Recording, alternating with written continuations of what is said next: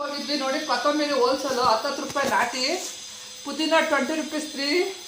ಆಮೇಲೆ onion flower ಇದಕ್ಕೆ ನೂಡಲ್ಸ್ಗೆಲ್ಲ ಹಾಕ್ತದೆ. ಹೀರೆಕಾಯಿ ನೋಡಿ ತಂದರೆ 30 ರುಪೀಸು kg.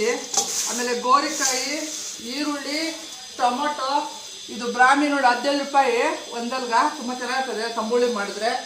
ಆಮೇಲೆ ನುಗ್ಗೆಕಾಯಿ 20 ರುಪೀಸ್ಗೆ 4 ಕೊಟ್ಟ.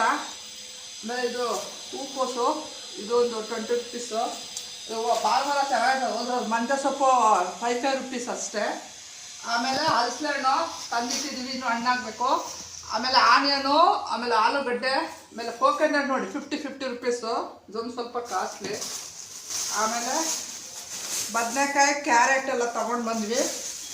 ಆಮೇಲೆ ಬೆಂಡೆಕಾಯಿ ನೋಡಿ, ಬೆಂಡೆಕಾಯಿ, ಆಮೇಲೆ ಲೆಮನು, ಇದು ಒಂದು 15 ದಿವಸ ಬರ್ತದೆ ನಮಗೆ. ಆದ್ರೂ ವಾರಕ್ಕೆ ಹೋಗಿ ತಂದುಬಿಡ್ತೀವಿ ಫ್ರೆಶ್ಶಾಗಿ. ಆಮೇಲೆ ಕ್ಯಾಪ್ಸಿಕಮ್ಮು ಎಲ್ಲ ತಂದಿದ್ದಾಯಿತು ನೋಡಿ, ಇದು ಕ್ಯಾಪ್ಸಿಕಮ್ಮು.